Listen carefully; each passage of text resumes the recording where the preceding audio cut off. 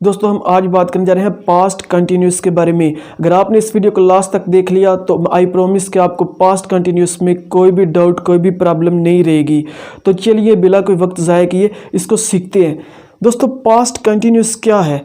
Past continuous एक ऐसा tense है जिसमें हम बात तो पास्ट की कर रहे होते हैं लेकिन एक स्पेसिफिक टाइम की बात कर रहे हैं। मीन के पास्ट के इस हिस्से में हम क्या कर रहे थे, यही पास्ट कंटिन्यूस है। फॉर एग्जांपल मैं आपको ये बात बता रहा हूँ कि जब आपने मुझे कॉल की तब मैं खाना खा रहा था। मीन के बात तो मैं पास्ट की कर रहा हूँ लेकिन मैं एक स्पेसिफिक टाइम के बारे में बात कर रहा हूँ कि जब आपने ये काम किया तब मैं ये कर रहा था। जब आपने मुझे बुलाया तब मैं सबक पढ़ रहा था। तो इसकी उर्दू में दोस्तों पहचान है रहा था, रही थी, रहे थे।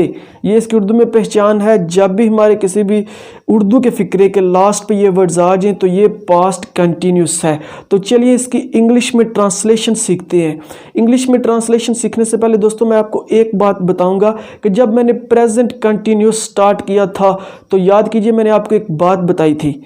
दोस्तों जब भी हम किसी भी कंटिन्यूस की बात करते हैं इंग्लिश में तो आपको याद होगा कि मैंने आपको बताया था कि हमारी हमेशा फर्स्ट फॉर्म यूज़ होती है और इसके साथ आईएनजी लगता है। जी इंग्लिश के सारे कंटिन्यूस टेंसेस में फर्स्ट फॉर्म प्लस आईएनजी ही लगता है।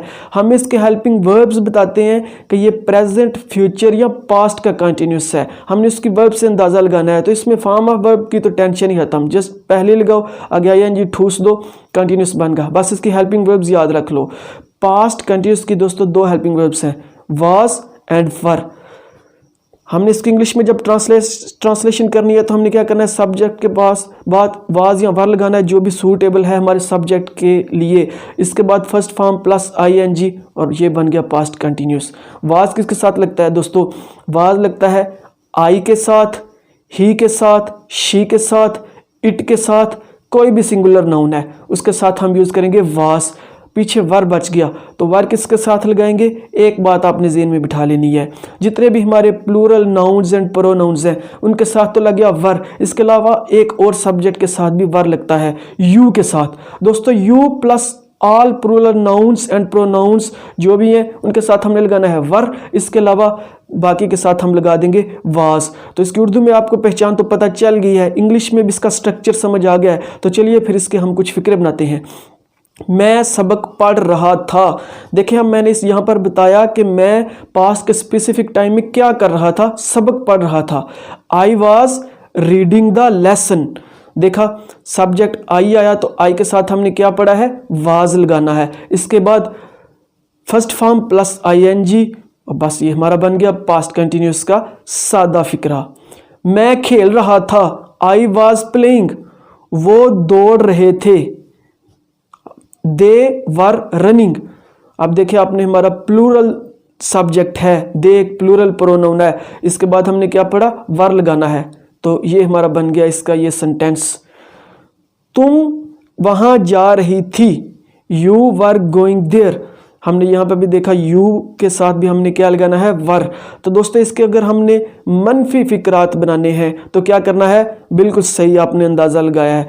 हम वाज या वर के बाद नॉट लगाएंगे, आगे आईएनजी, तो हमारा सारा का सारा ये सेंटेंस बन जाएगा। चलिए इसकी थोड़ी प्रैक्टिस करते हैं।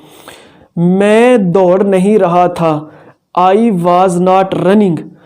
तुम गाड़ी नहीं चला रहे थे, you were not driving the car. You के बाद वर लगाना है, फिर से मैं आपको बता दूं। तुम दुकान नहीं खोल रही थी, you were not opening the shop. हम मैच नहीं जीत रहे थे, we were not winning the match.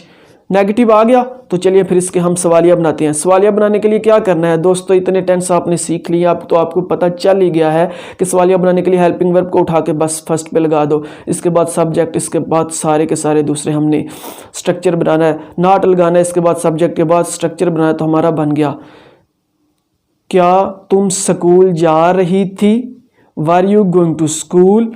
क्या तुम सबक याद कर रहे थे, were you reading the lesson.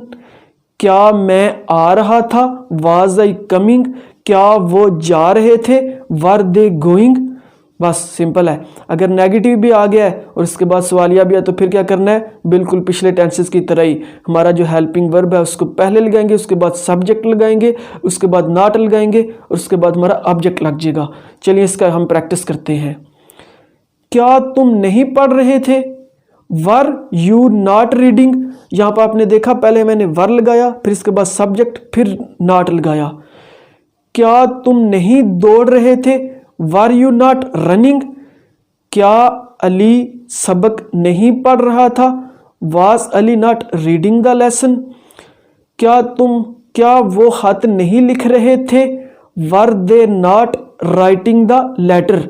दोस्तों were they not writing the letter ये भी ठीक है, लेकिन अगर हम ये लगा दें were not they writing the letter तो ये भी ठीक है।